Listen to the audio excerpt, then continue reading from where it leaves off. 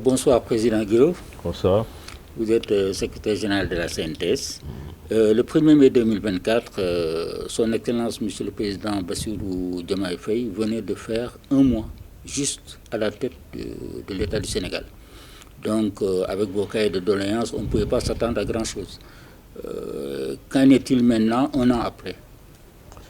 Écoutez, donc je pense que quand le président Bassirou est arrivé, Bassirou Diomaye Faye est arrivé au pouvoir, comme vous l'avez rappelé tout à l'heure, c'était tout à fait normal que nous n'ayons pas pratiquement beaucoup de choses à dire, sauf pour rappeler certaines préoccupations liées au pouvoir d'achat, n'est-ce pas, au respect des accords, dans certains secteurs également, l'éducation, la santé, mais également aborder d'autres questions, le droit de respect des droits des travailleurs.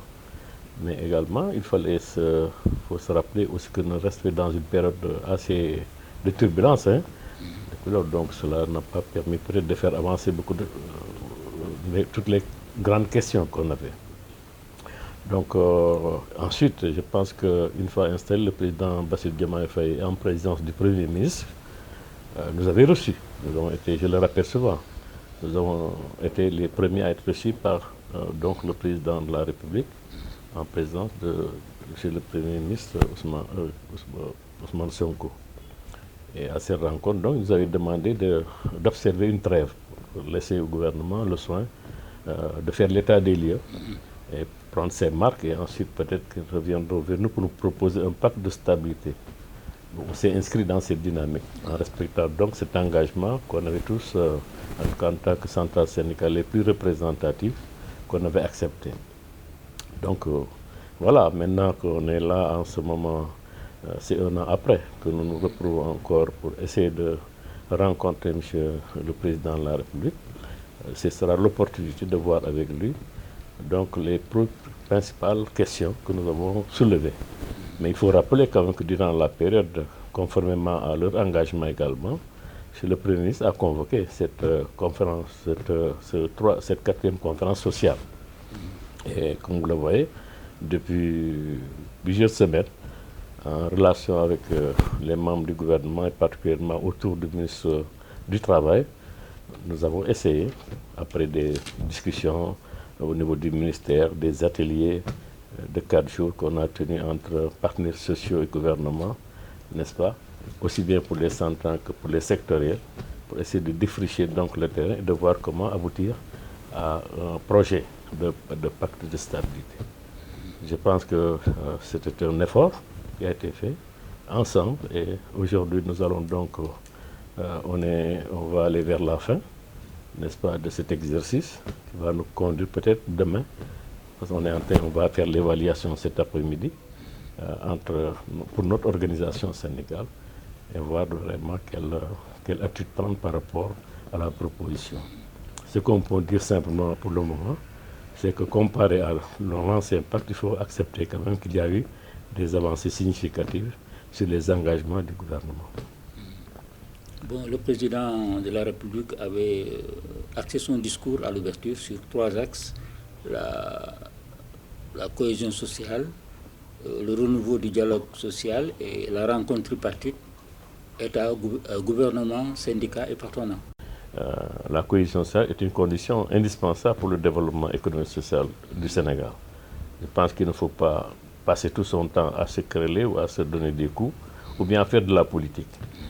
Nous pensons qu'il y a des moments où il faut parler de la politique, mais il y a d'autres moments où il faut travailler. Et quand on parle de travail, c'est à tous les niveaux, tous les segments de la société, aussi bien le gouvernement, les employés que les travailleurs, parce que sans cohésion sociale, sans paix, je pense qu'on ne peut pas le faire. Le deuxième aspect, c'est la consolidation du dialogue. Le Sénégal a toujours été un pays de dialogue social. En tout cas, le dialogue social a été un dialogue ancré chez nous, depuis le pacte de stabilité, passant par la première conférence qui nous a permis d'aller vers le Haut Conseil du dialogue social. Nous en sommes aujourd'hui à notre 4e conférence sociale.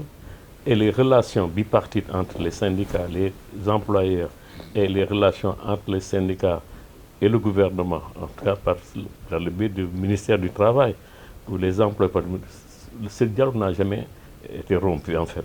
Donc, ce qui montre que notre transition ancrée chez nous de dialoguer entre les principaux partis, notamment les partenaires tripartites, État, employeurs, travailleurs. Et cela soutenu également par les institutions internationales, notamment le BIT, n'est-ce pas? Donc voilà un peu cette tradition, il faudra la maintenir. Parce que sans dialogue social, pas de stabilité. Et le dialogue social est un peu le chemin qui nous permet donc de se parler, de se faire comprendre, de voir ce qu'on peut faire, ce qu'on ne peut pas faire, et d'arriver à des consensus forts qui permettent donc de maintenir la stabilité à tous les niveaux et de créer les conditions d'un développement endogène. On va écouter un petit extrait de son discours. Oui. Des mesures importantes ont été prises à cet effet, parmi lesquelles on peut citer l'instruction donnée à M. le Premier ministre de coordonner l'élaboration d'une nouvelle politique de promotion de l'emploi et de l'employabilité, la finalisation en cours du nouveau pacte de stabilité sociale, indispensable pour asseoir dans les meilleures conditions l'attractivité du Sénégal, le développement du secteur privé, la relance de l'économie et le déploiement des stratégies et politiques innovantes de promotion de l'emploi. La révision de la Convention État-employeur pour l'adapter aux exigences actuelles du marché du travail, outre l'insertion de 3500 jeunes en 2025. Bon, maintenant, vous aussi, en tant que représentant au nom des intersyndicales, vous avez fait un excellent discours aussi. On va écouter un petit extrait. À la lumière du schéma de rationalisation et d'optimisation des outils et mécanismes de promotion d'emploi auxquels vous avez appelé de tous vos voeux, il nous plaît de soumettre à votre appréciation les suggestions ci-après. Ceci s'articule dans un certain nombre de stratégies axées sur l'amélioration du dispositif institutionnel, le renforcement de l'employabilité des jeunes et le développement de l'auto-emploi des jeunes. Donc, je pense que nous avons exprimé simplement ce qu'il fallait dire. Hein. Je pense que les travailleurs se sont exprimés par ma voix, en rappelant bien sûr que pour qu'il y ait un dialogue sincère, pour qu'il y ait la stabilité, il faut que chacun donc joue sa partition. En gros, quoi. Je pense tout en déclinant également certaines conditions, n'est-ce pas, en rappelant également les préoccupations du monde du travail qui font l'objet de discussions dans le pacte. Je ne vais pas donc revoir tout cela, je l'ai déjà dit. Je pense que c'est cela qu'il faudrait retenir. En tout cas, je l'ai dit au nom de toutes les organisations syndicales. Et je pense que je n'ai pas trahi donc, le message qu'il m'avait demandé de transmettre. Mais tout cela montre également qu'au Sénégal, nous avons des organisations syndicales capables d'assumer leurs responsabilités, mais également de s'assumer pleinement, non seulement pour le développement du pays, mais également pour défendre les intérêts des travailleurs. L'équilibre est nécessaire entre les deux. Il ne s'agit pas seulement pour nous de faire en sorte que la revendication prime sur l'équilibre macroéconomique, mais il faudrait également que la recherche des équilibres macroéconomiques ne puisse pas également violer les droits fondamentaux des travailleurs. Donc si nous naviguons dans ce schéma, je pense qu'on pourrait bien s'entendre de part et d'autre et travailler ensemble dans la même direction. Le président a parlé aussi de la projection de 3500 emplois, alors que comme vous avez dit, les besoins s'évaluent sur des centaines de milliers d'emplois. Oui, je pense que là, vous parlez la conférence sur l'emploi est différente sur la conférence sociale. Donc la conférence sur l'emploi et l'employabilité des jeunes, je pense qu'effectivement c'est un défi universel qui ne se pose pas au Sénégal, comme je l'ai dit tout à l'heure. Mais ce défi, n'est-ce pas, quel qu'il soit, il est colossal, hein? Mais cela ne veut pas dire qu'il n'est pas accessible. Donc, on a rappelé ce jour-là les conventions 122 sur l'emploi, le plein emploi, décent, etc. etc. Effectivement, l'État, certainement, on nous dit qu'on crée quelquefois 30 000 emplois par an, ou bien, etc.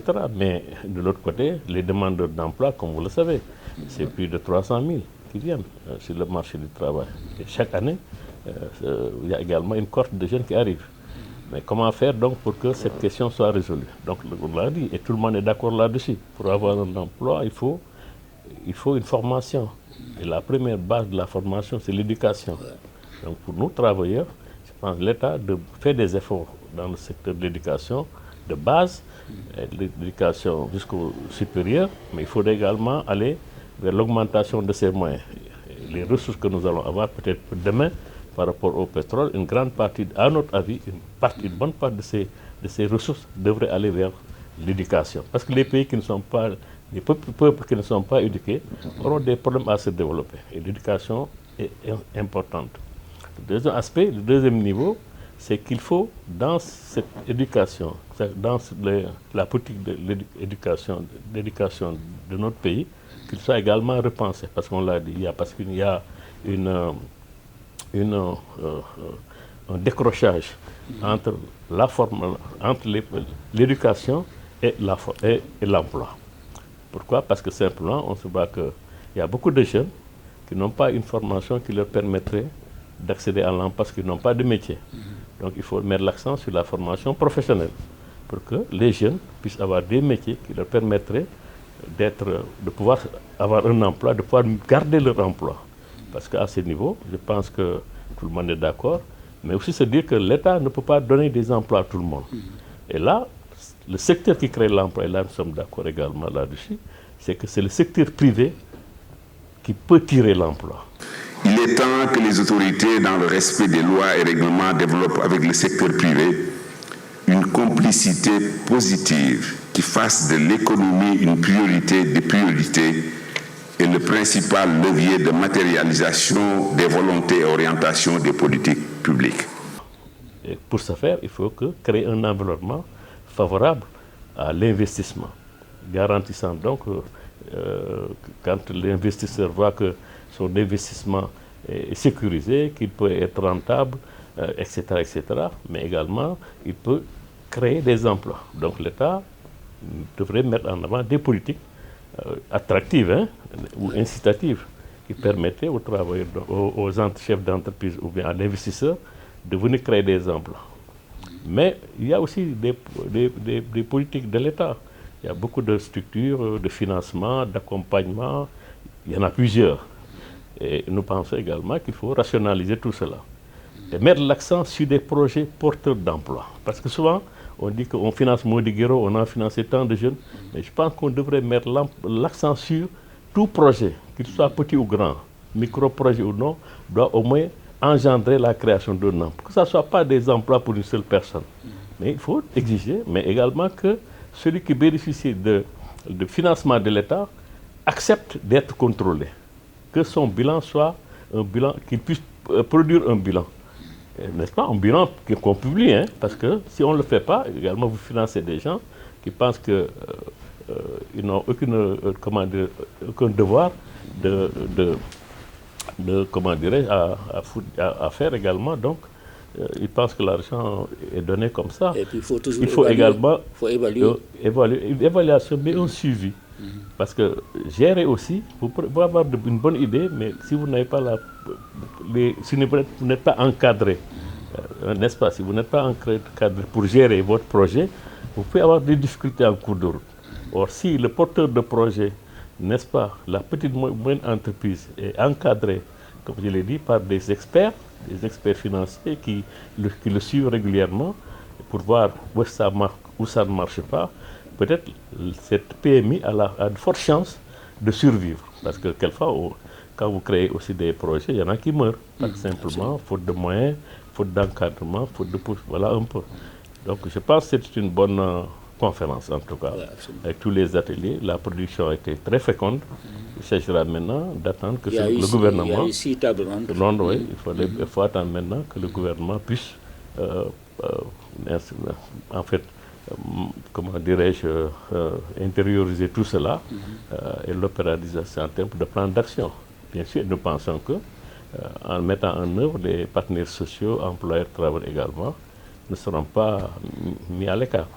Entre autres, ils ont parlé aussi des DARA, formation jeunes talibés. Oui, mais je pense qu'il le faut.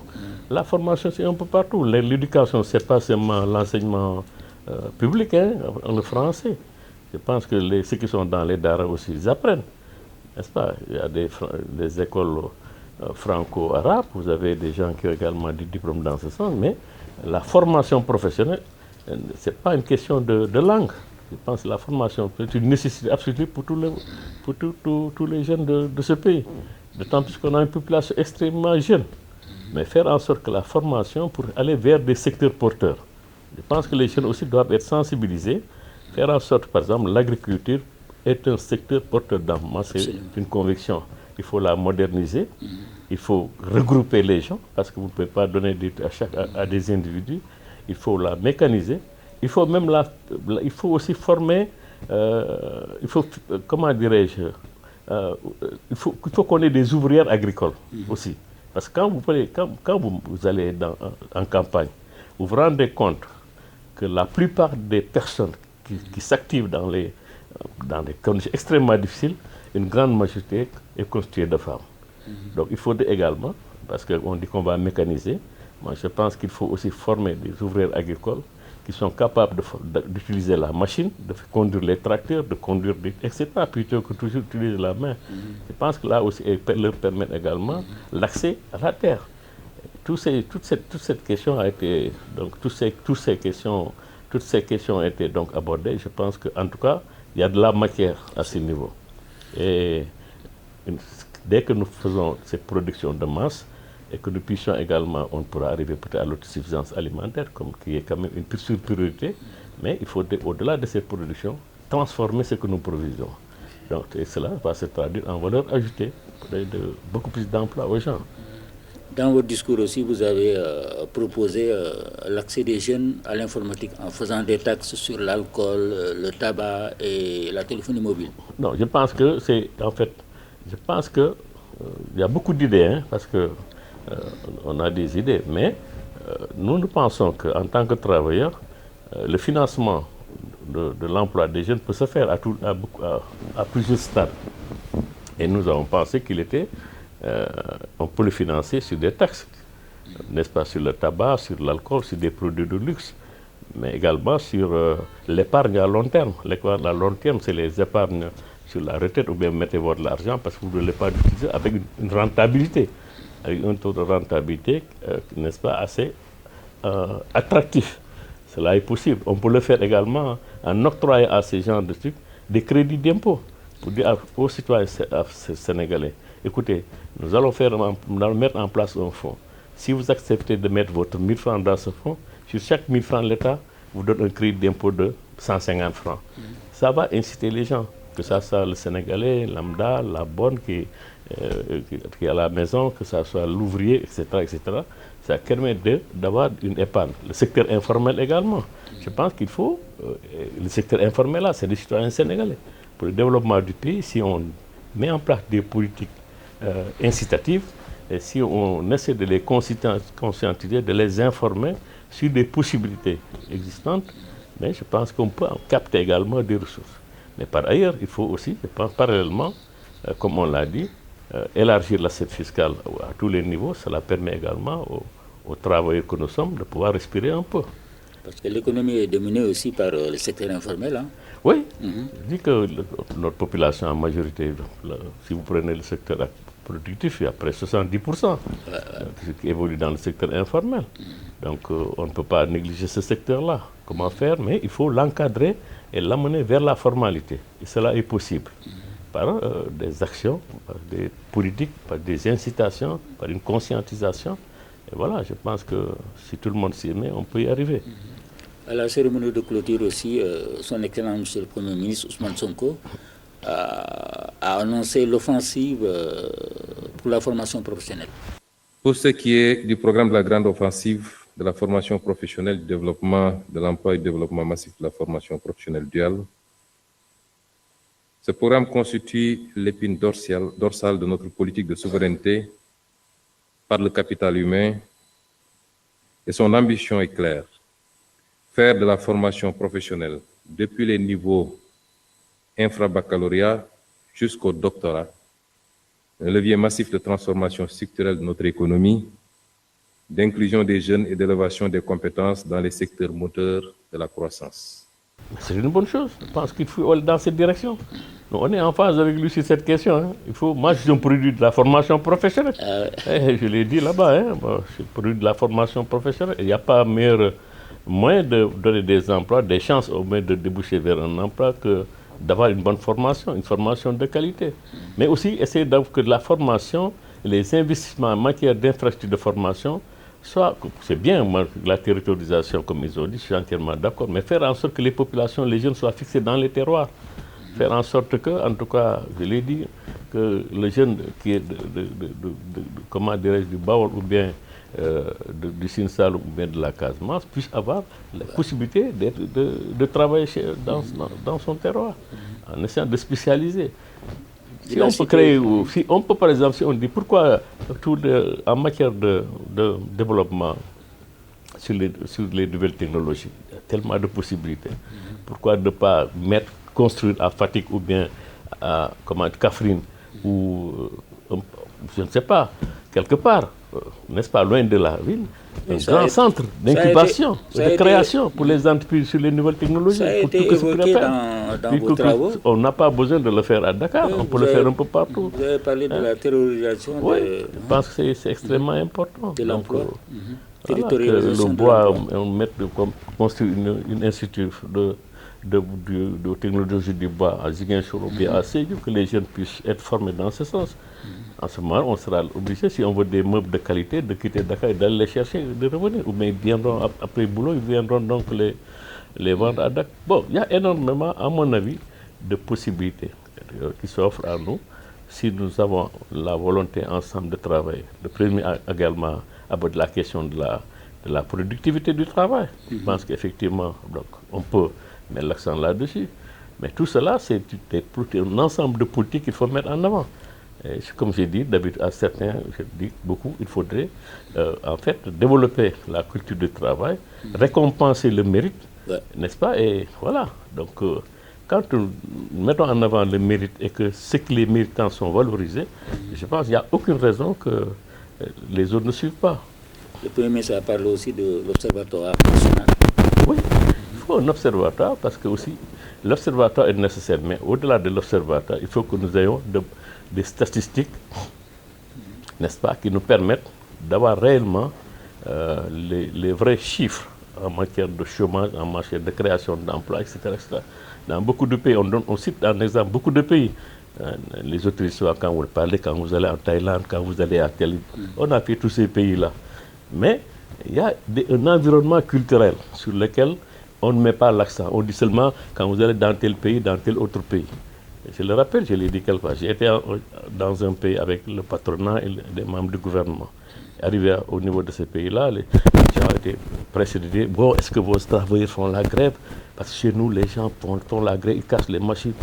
Alors, j'étais là, très calme. Et nous ont dit, non, ici, les gens ne font pas la grève. Dans notre entreprise, on est dans une entreprise asiatique. Non, alors, ils m'ont regardé. Alors, j'ai dit, mais posez-leur pourquoi. J'ai dit, pourquoi ils ne font pas la grève? Ils me disent, parce qu'ils ont toute l'information requise. Ils savent tout ce qui se passe. C'est transparent.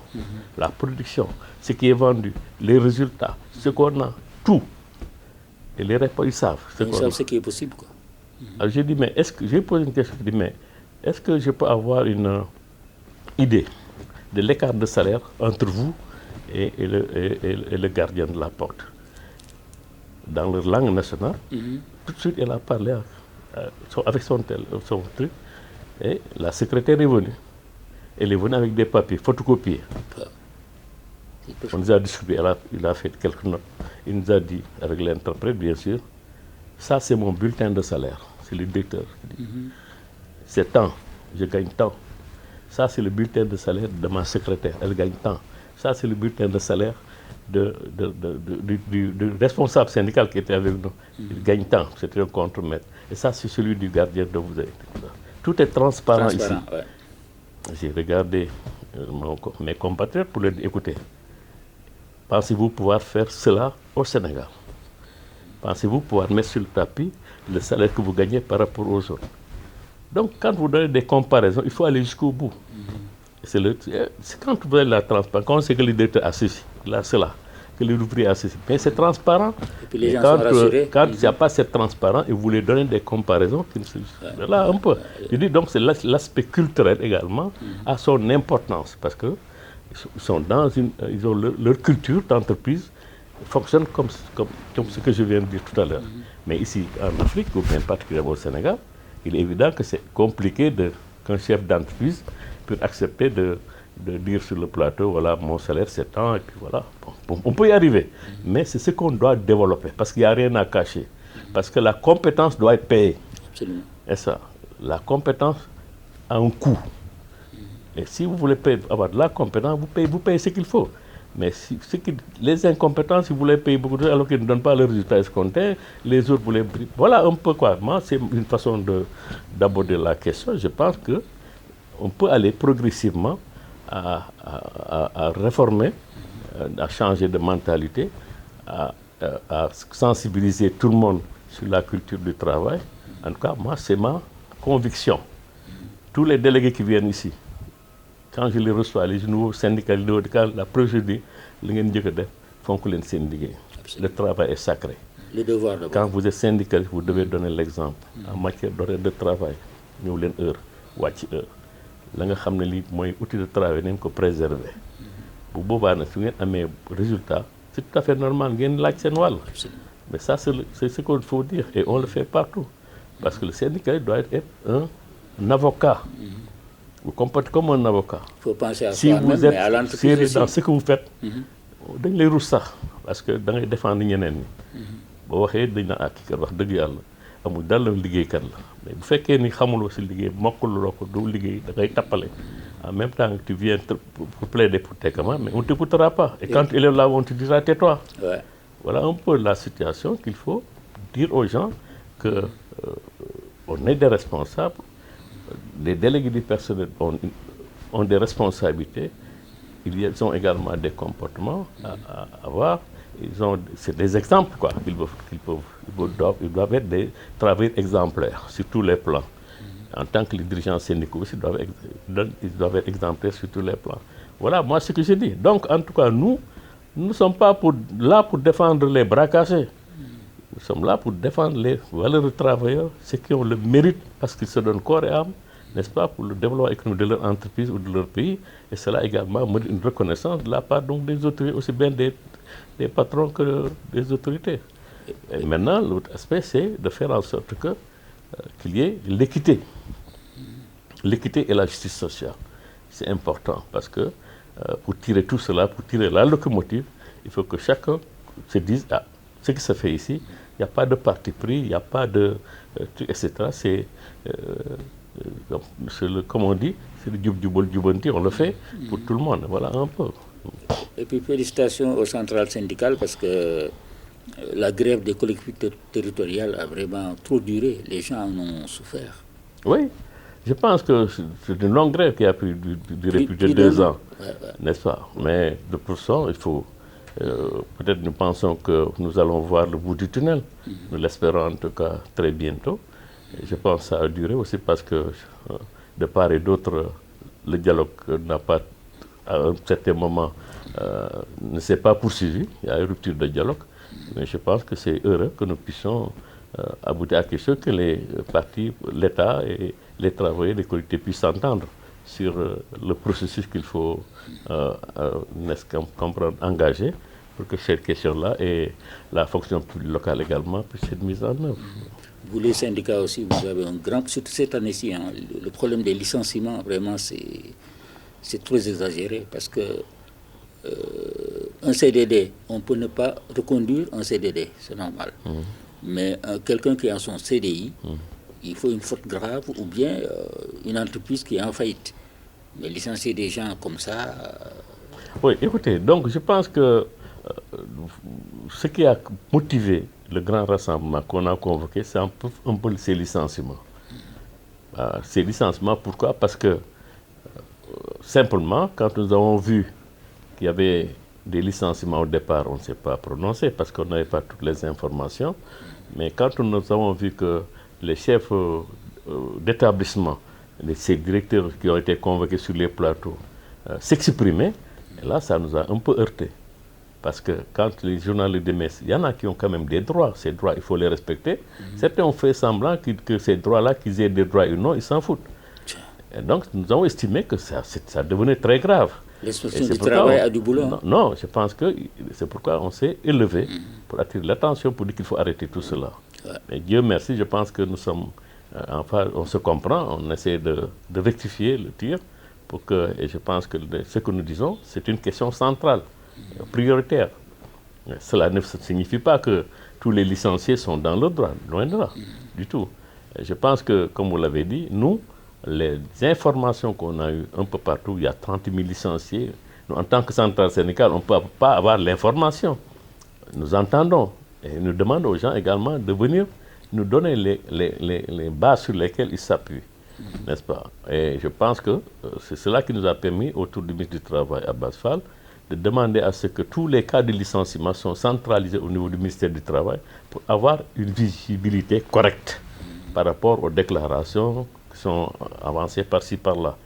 Et cela a été fait. Je pense que les tableaux que nous avons, cela ne signifie pas que, parce que la période de licenciement ne signifie pas qu'il faut prendre dans les cas de licenciement tous les licenciements du pays. Ce n'était pas ça du tout, l'exercice, du tout. Hein. Je pense que nous, ce qui nous intéressait, c'est durant la période bien déterminée, avec la nomination et la prise en charge de certaines questions par les nouveaux directeurs qui ont été nommés, n'est-ce pas, ce qui a été fait. Et à partir de ces données, nous avons fait un recensement correct autour du ministre qui nous a convoqués et nous avons vu quand même les décisions qui ont été prises. Et dans cette démarche, ce que nous pensons, c'est qu'il faudrait avoir une démarche, comment dirais-je, lucide pour analyser tous ces cas de licenciement. Faire en sorte que nous puissions en tant que partenaires nous asseoir, les analyser cas par cas, pour voir ceux qui sont dans le droit, ceux qui n'étaient pas dans le droit, et quelles sont les mesures d'accompagnement ou les mesures sociales que le gouvernement peut apporter à ces gens-là. Mais comme vous le dites, un contrat à durée déterminée d'1 an qui arrive à terme, c'est le droit, et le droit qui va s'appliquer. Mais en retour, si vous dites que le droit s'applique, quelqu'un qui a un contrat à durée indéterminée également, quand le droit dit que c'est ça la procédure, il faut respecter cette procédure. Mais on ne peut pas vouloir quelque chose et c'est au contraire. Donc, je pense que nous allons nous entendre sur cette question, mettre tous ces cas de licenciement dans le panier, nous retrouver autour d'une table, essayer donc de les analyser, de voir ceux qui sont dans le droit, de donner le droit à ceux qui l'ont et pour les autres, de voir comment les accompagner. Parce que quand on a un CDI, bon, je crois que la dernière Parce qu'il y en a qui disent que c'est pour des mesures, comment dirais-je, économiques. Mais tout cela est encadré. Même la mesure économique, c'est pas comme ça. Je pense que les procédures, quelquefois, sont violées. Et nous pensons qu'il est bon de s'asseoir et de revoir tout cela. Et je pense qu'on arrivera à cela. Parce que les gens qui ont des CDI aussi, bon, c'est la dernière des choses qu'ils vont... Ils ne vont pas penser à un licenciement tant qu'ils travaillent normalement. Mais ils ont des engagements. Est-ce que les gens évaluent aussi les répercussions de ces gens qu'on a licenciés? Oui, vous savez que c'est des questions qui ne datent pas d'aujourd'hui. Hein. Donc il faut aussi qu'on se dise la vérité.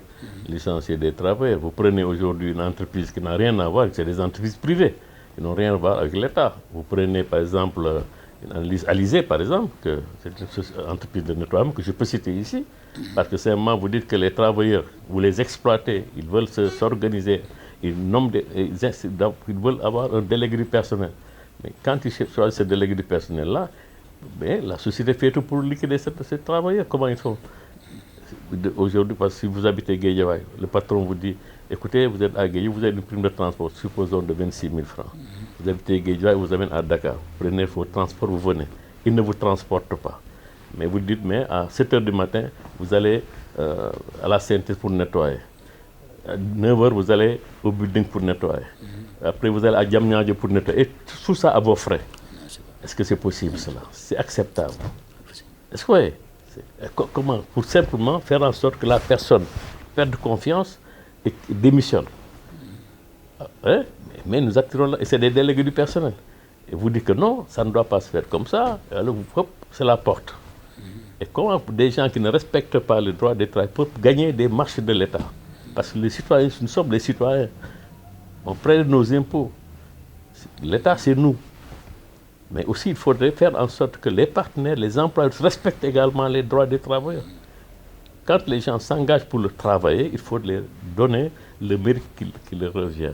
Faire en sorte que leurs droits soient protégés également, sans exagération. Mais quand vous dites que vous n'avez même pas le droit d'avoir un syndicat parce que vous exploitez les gens, vous payez des salaires en deçà de la normale, n'est-ce pas, sans contrat de travail quelquefois, et vous voulez que personne ne parle. Une fois que vous avez ces gens-là, sont encadrés par les syndicats, qui reviennent pour dire non, vous n'avez pas le droit de faire ceci parce que c'est des gens qui sont syndiqués, alors il faut virer la personne. Ça doit s'arrêter aussi parce que c'est des cas qu'on ne devrait pas encourager.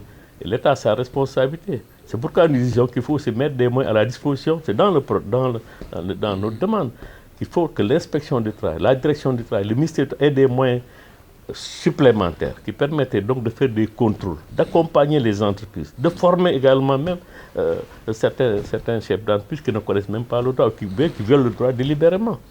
Comment peut dire que dans des entreprises, que des chefs d'entreprise refusent qu'il y ait des élections de délégués du personnel, de grandes entreprises?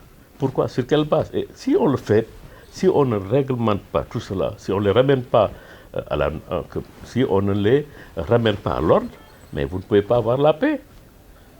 Parce que c'est comme ça qu'il faut. Il faut, en disant au travail, ne sortez pas, restez tranquille. On est d'accord, on va rester tranquille. Mais il faut de l'autre côté également que chacun joue le jeu. L'État et les employeurs en même temps. Donc, il y a autant de problèmes dans le secteur public. L'État, on parle de l'État, mais dans le secteur privé, il y en a énormément. Et nous courons de gauche à droite pour essayer toujours de nous battre par rapport à toutes ces violations qui se font. Donc, c'est pour dire simplement qu'on a de la matière. Donc, il faut aussi que sur les moyens de l'État, avec ses démembrements, qu'il y ait des moyens supplémentaires pour permettre au moins d'encadrer et de conseiller, de contrôler, de réglementer. Vous licenciez quelqu'un, vous ne remettez même pas son certificat de travail, vous refusez de le faire, de quel droit? L'actualité cette semaine, c'est la revalorisation des salaires des femmes de maison. Mais ça ne sait pas, je pense que c'est pas... Vous savez, la réglementation, elle était là. Hein. On a une convention des gens de maison, la convention a toujours existé. C'est la valorisation qui vient dessus maintenant. Mais que ça soit toi, que ça soit moi, la femme qui est chez moi, elle peut toujours me traduire en justice si je ne respecte pas son salaire minimum, son salaire. Voilà. Maintenant, vous savez, on vous dit... Mais on est dans une société avec les niveaux de salaire que nous avons. N'est-ce pas? Il faut faire aujourd'hui quelle est la moyenne, le salaire moyen du Sénégalais lambda, dans le secteur privé. Et pourtant, dans chaque foyer, vous verrez peut-être une personne qui est là, qui est occupée, n'est-ce pas, par la famille. Bon, maintenant, c'est des questions de droit, parce que les gens de maison ont des droits inaliénables qu'il faut également respecter. Les droits de dignité, de protection sociale, de salaire décent, c'est leur droit. Et c'est reconnu par notre législation, mais également par les conventions internationales. Mais il faut prendre en compte aussi... Notamment la convention 189 de l'OIT. Il faut prendre aussi les charges au niveau des familles, parce qu'il n'y a pas que le salaire. La bonne, elle est nourrie, logée. Pas toujours. Souvent. Je dis pas toujours. Oui, je sais. Mais il y en a qui sont logés. Quand vous allez à l'inspection de travail, tout cela est évalué par l'inspecteur. Voilà un peu. Donc, on peut dire on peut quantifier pour voir la nourriture, l'hébergement. Ça équivaut à combien? Le Wi-Fi. Mais en même temps, vous savez, de plus en plus, vous avez des maisons de placement. De plus en plus, vous avez des maisons de placement. Absolument. Donc, c'est des sociétés qui sont là et tout cela doit être réglementé. Parce qu'il faut que ces gens-là comprennent que les maisons de placement, les sociétés de presse, on les appelle sociétés intérimaires de placement, en cas de défaillance, il faut que la législation dise très clairement, en cas de défaillance de l'employeur principal, c'est le prestataire, en cas de défaillance du principal, que c'est le prestataire qui assume. Contrairement en cas d'accident dans les entreprises. En cas de défaillance, si vous avez un sous-traitant qui est défaillant en matière de santé et sécurité de travail, à ce moment-là, il faut qu'on dise que c'est l'entreprise principale qui est responsable. Parce que souvent, c'est des choses qu'il faudrait bien réfléchir. Parce qu'une société qui a des milliards, qui va employer un Mody Guiro qui n'a absolument rien, hein, des takelerek, qui va prendre des gens qui les amène sans gants, sans casque, sans chaussures de sécurité, sans échafaud, sans ceinture, qui le font travailler. Et quand il y a un accident mortel, on dit l'entreprise se décharge pour dire non, c'est pas nous. Non. Vous avez pris une entreprise, de prestation de services qui ne respecte pas, et vous le savez. C'est très facile de se décharger. Vous devez vous soucier à cette entreprise-là. Et ça, il faut aussi qu'on essaie de réfléchir sur tout cela. Et ne pas laisser les travailleurs à eux-mêmes. Récemment, il y a un accident. Les 3 personnes qui ont chuté de l'immeuble là, ils sont morts sur le coup. C'est vraiment dur. Donc ça, mais si on n'a pas les moyens de contrôle, de protection, si on ne met pas à la disposition du ministère du Travail des contrôleurs suffisamment, avec des moyens de déplacement, etc., mais il ne peut pas savoir tout ce qui se passe dans ce pays. Mais il faut avoir des moyens de contrôler, d'arrêter les chantiers si les conditions de santé et de sécurité ne sont pas respectées. Mais il faut que les travailleurs comprennent également que si le danger est imminent, ils peuvent refuser de faire le travail. Ça, c'est le droit. Comme les filles, kii bi kat aw ma fu ma lu ma est-ce que échelle bi baaxul dañ ma ne naa jël bërigo tekki di yéeg mais boo ko defee yaa tooñ sa bopp ne du ma ko def. Il faut refuser quelquefois de dire non, je ne peux pas parce que les conditions ne sont pas réunies, parce que je risque de tomber ou je risque de mourir. On a des camarades qui travaillent sous des lignes haute tension. Au lieu de faire le, comment dirais-je, d'isoler les circuits, ils pensent qu'ils peuvent travailler avec mais après, quand ils sont électrocutés, ils perdent la vie. Donc, c'est des conditions qu'il faut faire. Il y a des règles. Et ces règles-là doivent être, n'est-ce pas, doivent être donc respectées par tout le monde. Tu travailles quelque part, tu ne fais pas la consigne, tu ne consignes pas le poste, quelqu'un d'autre qui vient derrière toi, qui met le courant, paf. Tout ça, il faut aussi que, de part et d'autre, que la formation, l'information puisse se poursuivre. De temps en temps, on voit dans les spots médiatiques, n'est-ce pas, c'est une bonne chose, mais il faudra les poursuivre un peu partout. Je vais terminer par mon secteur, la presse, où vous avez beaucoup de membres, la CNTS. Qu'est-ce que vous en pensez? Vraiment, le secteur est vraiment malade actuellement. C'est très malade, oui. Nous suivons. Hein. On a rencontré même, j'étais au congrès du Syntix, je pense que ensuite nous suivons l'actualité. Je pense que la presse quand même est un segment important sur lequel nous pensons que... Parce que 385 entreprises qui ferment, c'est... Je pense qu'il faut essayer de respecter quand même les entreprises de presse, essayer de les accompagner pour qu'ils puissent également survivre, parce que la presse quand même est un segment important pour l'approfondissement de la démocratie, qui a joué un grand rôle de tout le temps. Maintenant, s'il y a des règles aussi, il faut que la presse puisse se conformer à ces règles-là. S'il y a des difficultés, que les difficultés soient soulevées, qu'on puisse également les accompagner pour des corrections avec des délais. Je pense, Wartandal, sur ce plan, je pense qu'il ne faut pas fermer le débat, il faut s'ouvrir, il faut que les gens échangent. Maintenant, il faut assainir aussi, parce que n'importe qui ne peut pas se réveiller pour dire que je suis directeur de ceci ou directeur de cela. Ensuite, il y a des droits sur lesquels aussi il faudrait mettre l'accent. Je pense que les difficultés financières sont là, n'est-ce pas? Mais il faut également que chacun assume certaines responsabilités. Et je pense que, en tout cas, ce que je peux proposer, c'est que je peux dire plutôt, c'est que l'État a la responsabilité d'accompagner la presse sénégalaise, d'échanger, de dialoguer avec eux, de créer les conditions d'un dialogue. Il faut s'ouvrir, parce qu'il n'y a que le dialogue qui permet de trouver des solutions. Ce n'est pas des relations, ce n'est pas des rapports de force. Il ne peut en faire les rapports de force n'arrangent personne.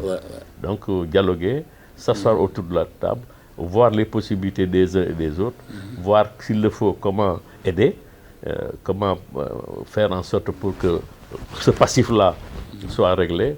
S'il y a des choses moratoires, je ne sais pas comment. Qu'est-ce qu'on peut laisser, qu'est-ce qu'on ne peut pas laisser. Voilà, des solutions peuvent être trouvées. Et puis donner l'aide à la presse qui a été votée à l'Assemblée, c'est un droit. Et puis il y a aussi les conventions, les mettre en place. Oui, moi je pense que c'est tout ce qui est droit, tout ce qui est convention, je pense qu'on doit respecter tout cela. tel que ça a été défini. Maintenant, s'il y a des choses à parfaire ou bien à corriger, on s'assoit autour de la table. On en discute pour dire désormais, voilà comment ça doit se passer, voilà comment les gens s'engagent pour dire dans un délai de temps, voilà, qui ne respectent pas ces engagements. En tout cas, les mesures seront prises. Voilà. Bon, Monsieur le Président, on va terminer l'entretien. En tout cas, je pense que c'est qu'il y a des questions. Moi, je suis un militant du dialogue. Il faut dialoguer. Il faut. Moi, je ne suis pas pour que les rapports de force priment sur le dialogue. C'est pour ça que le président a fait un appel pour le dialogue. Là. Il faut y arriver. Depuis Abdoulaye Wade, tous nos discours pratiquement, si vous voyez le 1er mai, nous les poussons toujours à le dialoguer. Parce que la paix n'a pas de prix. Absolument. Voilà. Je vais finir, je crois qu'on va finir par des prières pour votre... Et là où le dialogue, là où il y a absence de dialogue, c'est la rumeur qui s'installe. Ouais. Et quand la rumeur s'installe, c'est l'instabilité. Voilà. Donc il faut dialoguer. Je vais finir, comme je disais, on va finir avec des prières pour votre compagnon de lutte. Vive la lutte pour la dignité, vive la satisfaction des revendications, en avant pour des combats, et pour que l'autorité et la dignité gagnent, parce que tout est négociable dans la vie sauf la dignité. Vous aviez fait un très bon témoignage lors de son... Oui, je l'ai dit, parce que Madame Kamé, c'est un camarade syndicaliste, un grand syndicaliste, hors pair, qui a fait ce qu'il devrait faire, qui s'est battu, qui n'a jamais transigé sur lui, avec son tempérament, bien sûr. Je l'ai connu avant d'être syndicaliste comme lui, dans un terrain de football à Dieuppeul. On a failli se bagarrer, d'ailleurs, ce jour-là, je le suis. Mais on a gardé d'excellentes relations jusqu'à la fin, jusqu'à ce que, n'est-ce pas, qu'il soit rappelé à Dieu. À quelques jours, on a échangé, on s'est parlé. Le 1er mai, on était ensemble, mais il n'était pas bien important. Mais comme il a voulu assumer jusqu'au bout donc sa responsabilité de syndicaliste. Prions pour que le bon Dieu, dans sa miséricorde, l'accueille dans son paradis éternel. Voilà un peu. En tout cas, nous avons d'excellents souvenirs avec lui. Nous avons partagé beaucoup de choses. Voilà. Monsieur le secrétaire général, merci de nous avoir reçus. Juste peut-être 2 ou 3 minutes, nga tënkal ñu tuuti ci olof rek affaire 1er mai bi liñ ciy xaaraax li ngay digal nit ñi daal ak fuñ ci toll. waaw 1er mai bi liñ ciy wax rek mooy am nañ yaakaar daal ni comme bi nga ko xamee ñu ngi doon waxtaan gouvernement bi fan yi génn yëpp ñu ngeen dégg pacte social bi lañ ci wax nag mooy nan nañu waxtaanee pour que lépp luñ ci tënk ñu mën ci tënku muy gouvernement bi muy patron yi muy liggéeykat yi am nañ yaakaar ni xëy na daañ ci agsi ak jàmm ak salaam loolu la ñuy ñaan mais suba daal la ñuy xool ba tey ci ngoon daañu évaluer en tant que centrale syndicale xam mun taxawaay lañ ciy jël beneen bi nag mooy 1er mai bi te du ñu défilé dañ naan dañuy dajale dañuy def rassemblement nag mooy bu ñu toogee nit ñi ñu mën a wax ak ñoom tuuti jox leen aussi ñu wax parce que aussi booy jiite nit ki quelquefois day baax nga jox ko ay kàddu mu wax ci ngeen échanger ren loolu lañ jàpp que ni ñu déparé mooy problème yi bëri na licenciement yi bëri woon na coow li bëri na négociation yi protocole yi